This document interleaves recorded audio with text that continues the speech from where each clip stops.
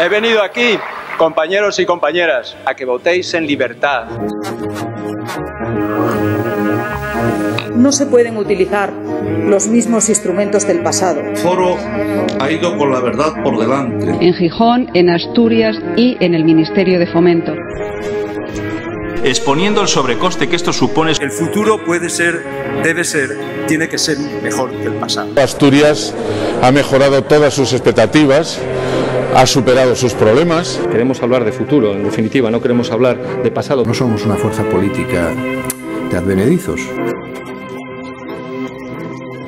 La política es una rebelión contra el destino. La gente está calmada porque los dirigentes son muy responsables. Donde esté con responsabilidades Mariano Rajoy, puedo asegurar que hay pulcritud, rectitud, seriedad y limpieza. Que no provoquen, hostia. Espera un momento, espera. Vamos a mezclar tres cosas. El bonito.